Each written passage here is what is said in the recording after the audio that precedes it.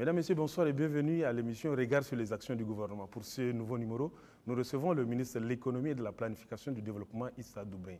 Avec lui, nous allons évoquer plusieurs aspects liés au plan national de développement. Bonsoir, Monsieur le ministre. Bonsoir.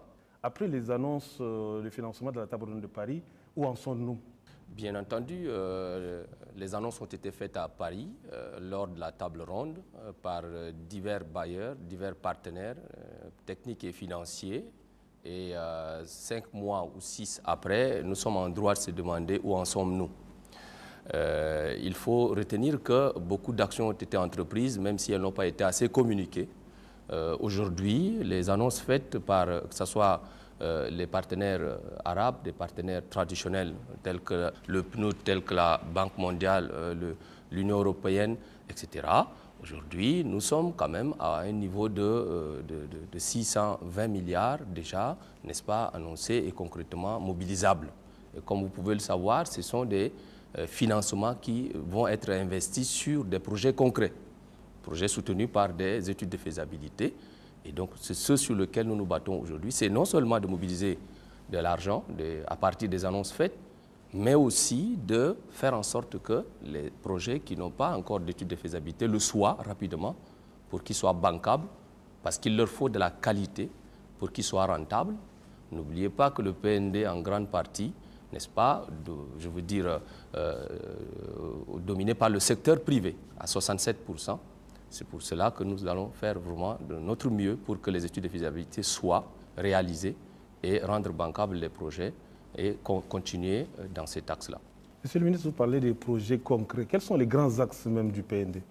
Le PND a déterminé 4 grands axes en partant de la gouvernance. Et donc, dans ces cadres-là, tous les projets qui ont été, les 300 projets qui ont été positionnés à la table ronde, dont, je le dis encore, 67% concernent le secteur privé, couvrent l'ensemble des secteurs, je veux dire, essentiels, prioritaires du Tchad, de 2017 à 2021, et surtout sur le Tchad que nous voulons de 2030. Concrètement, comment les Tchadiens peuvent ressentir les effets du PND dans leur vécu quotidien? Il est très tôt de dire que nous devons déjà parler d'impact ou d'effet, peut-être à la limite d'effet, mais d'impact du PND. Toutefois, n'oubliez pas que la plupart des projets annoncés par les partenaires traditionnels du Tchad étaient déjà des projets en cours de réalisation. Et donc, dans tous les secteurs économiques, tous les secteurs sociaux du Tchad, eh bien, les effets du PND commencent déjà parce que les projets d'adduction d'eau potable, les projets liés au secteur de santé, des projets liés aux infrastructures routières, des projets liés à tout ce qui est gouvernance, sont des projets en cours de réalisation. Et ces projets, tous les jours, dans la vie des Tchadiens, continuent de soutenir tout ce que le gouvernement entreprend comme action en faveur de ces populations. Donc il est très tôt de dire aujourd'hui que de manière concrète, on puisse parler des impacts du PND, mais on peut déjà commencer à parler des effets et il faut certainement attendre d'ici 1 à 2 ans pour commencer à compter réellement les indicateurs liés exclusivement au PND pour lesquels nous avons été à Paris. Justement, par rapport aux attentes et aux inquiétudes du secteur privé et de la société civile, nous avons interrogé quelques acteurs et nous allons vous proposer de les écouter et après nous allons suivre votre réaction. Merci. Le PND, pour l'ensemble du secteur privé, c'est quand même une opportunité qui est quand même assez extraordinaire pour nous. Ne fût-ce que déjà au niveau des annonces. Comme vous le savez, nous sommes à 13 milliards 900 millions de dollars, ce qui est quand même colossal pour notre secteur privé. À l'origine, ce qu'on avait clairement diagnostiqué, c'est qu'on n'avait pas suffisamment de ressources pour pouvoir financer nos activités et les initiatives. Alors qu'aujourd'hui, au titre du PND, les ressources sont là, les ressources sont disponibles et la plupart des partenaires qui ont fait des annonces, tour à tour, passent nous voir et nous donnent clairement leur disponibilité. Et aujourd'hui, à la date où nous parlons, donc à savoir début février, rien que cette semaine, nous avons enregistré une disponibilité de l'ordre de 1 milliard de dollars qui sont là disponibles tout de suite, dont 500 millions de dollars à travers Afrique Exim Bank, 400 millions de dollars à travers la Société financière internationale. Et ça, c'est quand même des ardoises AA sur lesquelles nous n'avons aucun doute. Et donc, partant de ce principe-là, nous estimons que le PND est une formidable opportunité pour nous et reste maintenant à l'entrepreneuriat tchadien de matérialiser ces annonces-là en projets concrets sur le terrain. Les opportunités, c'est une chose, et les réaliser concrètement sur le terrain, nous avons quand même, au vu de tout ce qui s'est passé, enregistré pas mal de faiblesses de la part de notre secteur. Le plus gros des problèmes, c'est avant tout nos études qui ne sont pas un petit peu au standard international. Vous savez, ces grands fonds ont des critères sur lesquels ils se fondent, mais malheureusement, nous n'avons pas des études suffisamment abouties pour que nous puissions considérer nos dossiers comme étant des dossiers bancables et donc être mis en œuvre immédiatement après les annonces ou immédiatement après la disponibilité des fonds. Le deuxième problème qui nous fait un petit peu défaut, c'est le manque de la quote-part du promoteur. C'est ce qu'on appelle communément le equity, qui est généralement de l'ordre de 30 à 40%, qui doit être des fonds disponibles localement. Et à ce niveau-là également, nous avons quelques faiblesses pour pouvoir recueillir la quote-part propre du promoteur. Et en cela, on a besoin que le gouvernement puisse, une fois de plus, nous aider à voir comment est-ce qu'on peut garantir ce petit manquement de la part de notre secteur privé pour mettre en œuvre ces projets. Nous pensons que ça a pris trop de temps parce qu'on est en train d'empiéter déjà sur la durée du plan. Donc, après 6 mois, nous pensons que le plan doit être vraiment opérationnel. Mais malheureusement, jusqu'à ce jour, les annonces qui ont été faites ne se sont pas concrétisées. Nous attendons à voir clair avec le gouvernement comment est-ce que nous pourrons mettre la passerelle entre ce que nous avons proposé, ce que les annonces ont adressé et ce que le gouvernement pense faire concrètement. En nous faisant appel, le gouvernement a eu quand même confiance en nous en tant qu'organisation de la société civile. C'est que nous avons fait preuve de crédibilité quelque part, donc on peut nous faire confiance encore. Nous pensons que le gouvernement a seulement le cadre stratégique d'orientation à tracer, mais la mise en œuvre concrètement doit revenir aux partenaires de terrain, aux partenaires de mise en œuvre. Donc le gouvernement peut s'appuyer sur les partenaires de mise en œuvre que sont essentiellement les organisations de la société civile pour l'aider à améliorer la gouvernance à la base. La gouvernance à la base, c'est d'abord ces organisations qui peuvent mobiliser la communauté et jouer un rôle d'éveil de conscience pour que vraiment tout le monde soit à un bon niveau de gouvernance.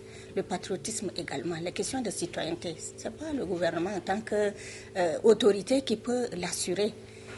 Le gouvernement peut effectivement s'appuyer sur d'autres partenaires pour le faire.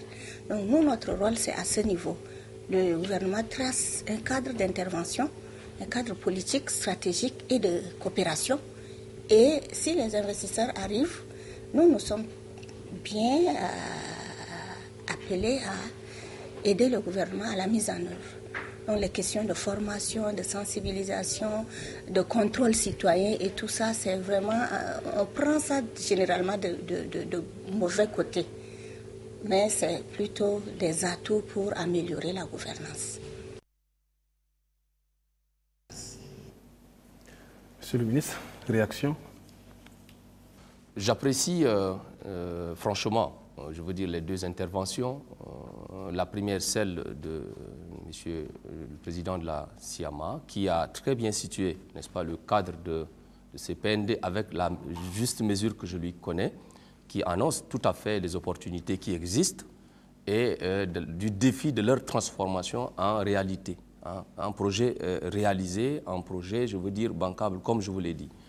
Et il a soulevé deux problématiques. Il a parlé tout à fait de la qualité de projet en termes d'études de faisabilité. Et il a aussi parlé de ce que nous pouvons appeler la participation je veux dire des porteurs de projets. Participation en termes de tout ce qui est contribution, en termes de quote-part, n'est-ce pas, qui fait défaut. Et cela sont des problèmes réels que le président Lassiama a soulevés. Quant à notre collègue de CELIAF, elle a soulevé aussi une question très importante. Le gouvernement a toujours compté sur ses partenaires sociaux, ses partenaires de la société civile pour mobiliser, la participation pour le PND. Ça l'a été dès le début. Leur implication l'a été dès le début. Et dans la poursuite de ces PND, leur implication va monter en puissance. Il n'est pas dit quelque part, le gouvernement ne l'a jamais dit quelque part que le PND est exclusif, c'est-à-dire mené que par lui. Parce que les leviers sociaux, les leviers, au niveau de gouvernance, peuvent être, le rôle joué, qui peuvent être joués par les acteurs de la société civile. Pour preuve, la participation de la CELIAF, la participation des ONG nationales, des acteurs de la société civile a été d'un niveau très appréciable à Paris, comme dès le début des préparatifs du PND. Et cela va l'être encore davantage dans la mobilisation, parce que c'est la phase la plus critique actuellement que nous amorçons, c'est de mobiliser, c'est de faire participer.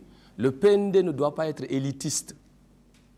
Le PND doit être l'appropriation des populations au niveau de la base. Parce qu'en fin de compte, les dividendes du PND doivent échoir à ces populations au niveau basique. En réalité, ce n'est pas notre perception de la chose. C'est pour cela que nous nous efforçons, bien que d'aucuns pensent qu'il y a du retard. Il n'y a pas du retard. Il y a juste des ajustements que nous sommes en train de faire. Aujourd'hui, tous les instruments pour la mise en œuvre, la mobilisation en plein régime du PND sont déjà mis en place. Nous sommes en train, dans les jours à venir, d'installer même le secrétariat permanent de veille pour que le PND soit tout à fait l'appropriation des populations. Le secteur privé, ils veulent que le gouvernement les appuie dans la quote-part.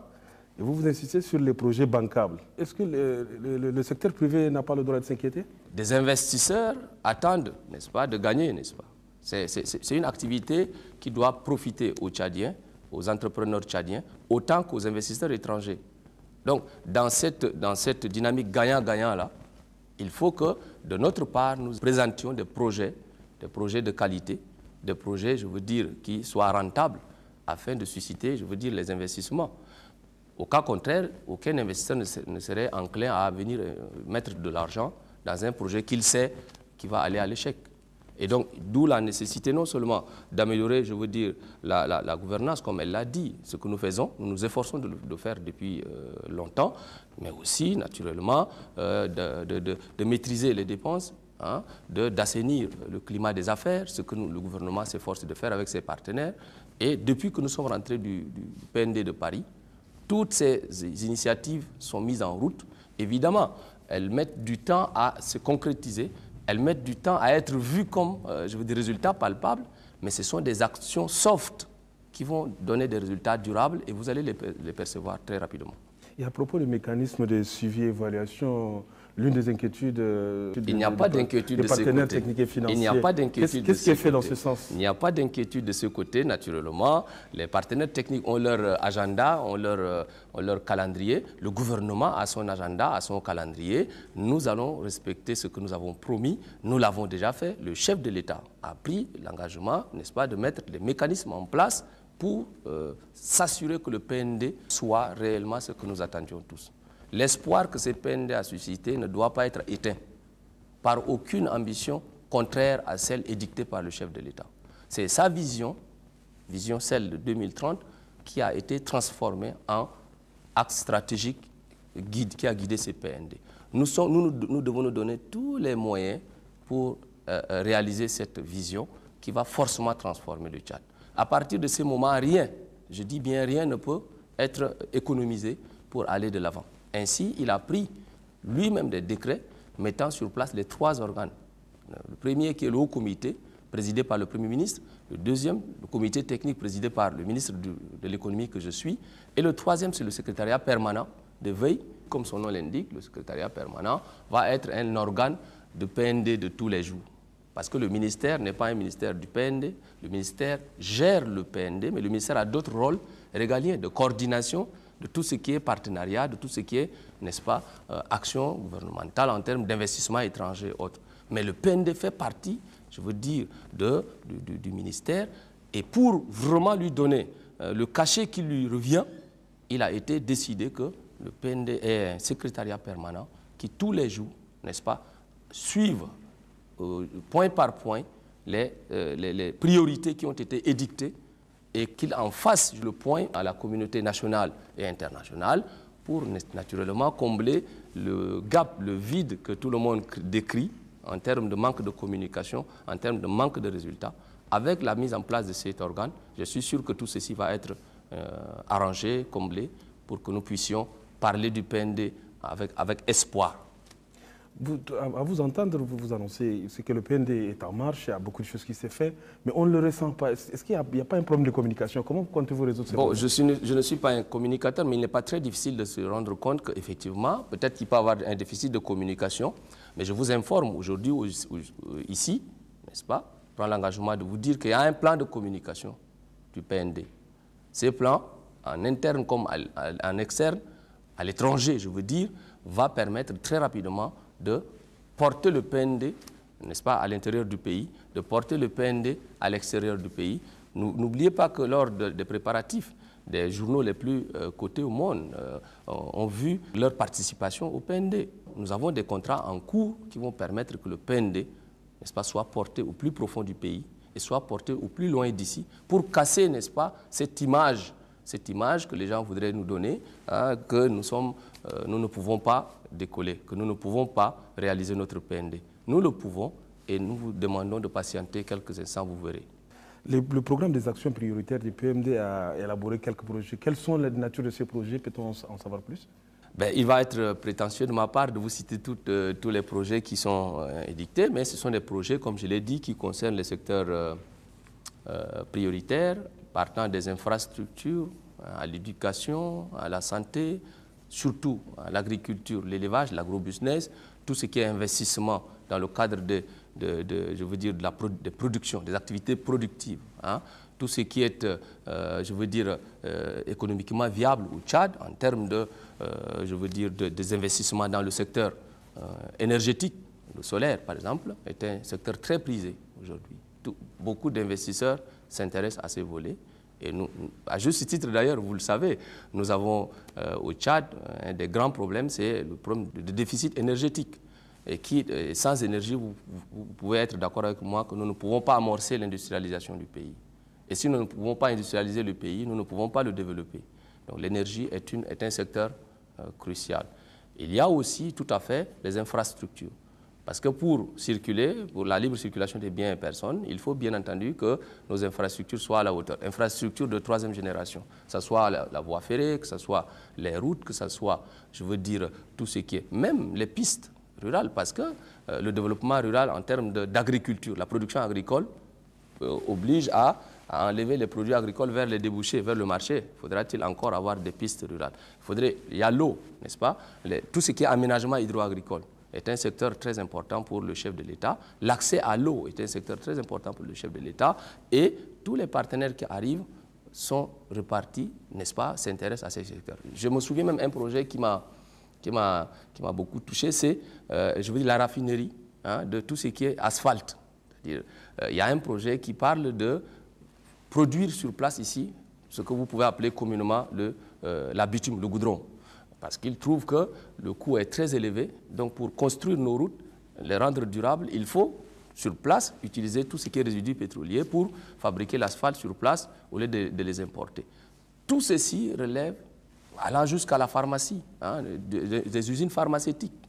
Il y a des projets vraiment novateurs, des projets structurants, venus du secteur privé comme du secteur public, qui sont dans ces PND, dans les 300 projets, et que j'espère, même si d'ici 2 ans, la moitié réalisée peut faire avancer ces pays-là, peut faire avancer véritablement les indicateurs de ces pays.